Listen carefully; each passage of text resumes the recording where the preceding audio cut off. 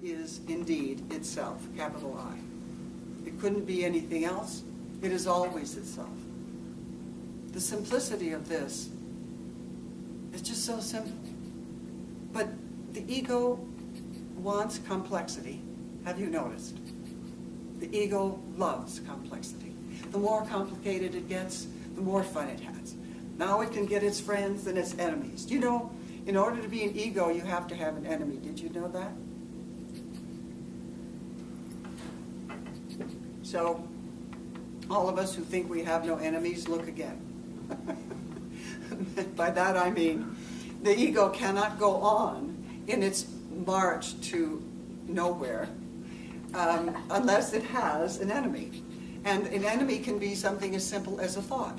It can be your condition in life. It can be your health. It can be your age. All of these things that can never, ever be changed. I mean, what are you going to do about getting older? Well, you can do what you want on the outside, but let's face it, something's happening, right? Things are moving. So what do we do with that? Do we go, oh, well, of course, what do we do? I know exactly, and so do you. We start fixing the inside, we do our best, we do the vitamins, we do the right food, and we try to look gorgeous, and we try to look handsome, we try to lose weight, we go to the gym, I don't know what we do. We do whatever we do, and that's all fine. There's no problem with that. Except the delight, if you believe that story, that you are a separate human being marching to death. I mean, think about that storyline. You are something that's marching every moment toward your own extinction. What kind of peace and harmony is that? Let me just examine that thought, that you are a separate entity marching toward death. And the way we have death now is, I bet in everyone's mind at some time, is being strapped to a wheelchair in some institution, doesn't care for you, and drooling. Isn't that what comes up in the mind? Isn't that? Maybe you have enough funds that you can have somebody sitting by you while you're strapped to your chair and drooling, and that's better. But most people take it to the extreme. Nobody loves me. I'm all alone. Here I am. Okay. What a way! What a life! 3 cheers for God. I mean, what kind of a creator creates that kind of a story? It's a story. It's a story. It's not true. It's not true.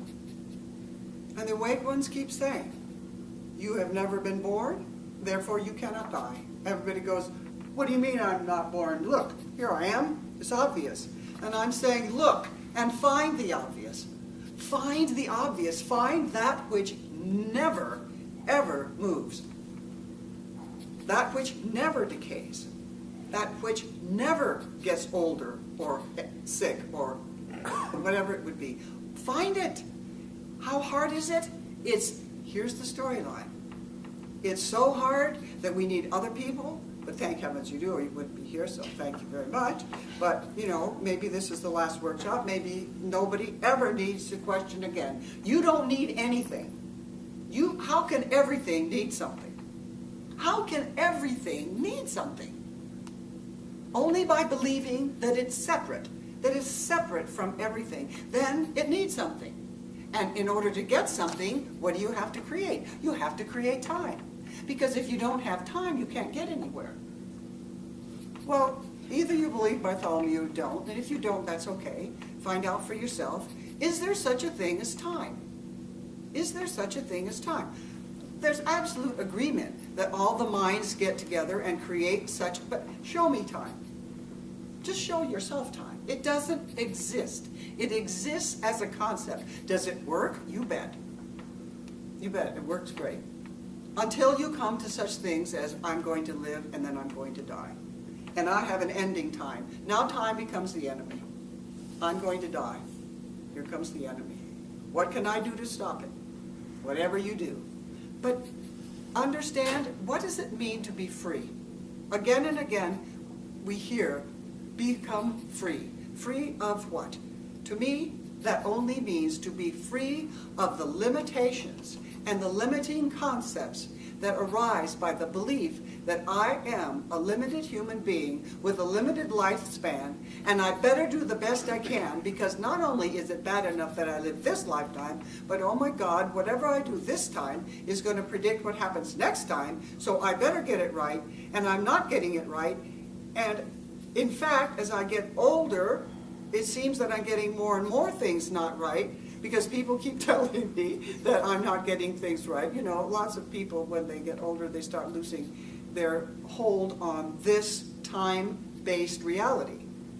And people will start telling them, and you all know people like that, that there's something wrong. Well, the truth is, the only thing wrong is whoever's perceiving them is perceiving them from a time-space moment. That is not where they are. That is not where they are. Their consciousness has expanded into its own knowing, where this kind of trivia doesn't matter. And we say, come back into our trivia, because, you know, come back into our chaos, and don't be over there where you are in peaceful quiet. You should be doing something. Get up and do something. You know, walk up and down the hall, or do whatever it is one has to do. Do you understand where I'm going? So we can make this really complicated, you know, and that's fine. But if you're miserable enough, or if you've noticed enough that no matter how your mind tries, some things are good and some things are not, then this other alternative arises with awakened magnificent power. And from that moment on, the minute you are willing to just claim the total good news that the only thing that's happening is the creative principle itself, creating itself in its own, at that moment, particular way, through a particular body-mind referencing, that's that. No conflict between one and the other. None. None. If one only understands. Each creative awareness is created. Why would God Xerox itself? Why would God Xerox itself? Endlessly the same thing. But that's what we say. We have to be like, and then we take whoever it is. If you're a Christian, you have to be like Christ. If you're a Buddhist, you have to be like Buddha. If you're going to be an Islamist, you have to be like some Sufi you love. Whoever it is, you know, it goes on and on. Well, how am I to put this? How this particular, each one of those, and every one of you hearing, and those seeing, whatever is being created is sacred.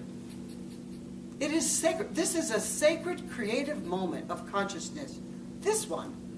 You say, don't tell me that jerk that lives down the street that mistreats his dog, that can't be a creative moment. And I'm saying, oh really? And you know that? Yours is sacred and theirs isn't? Here we go again.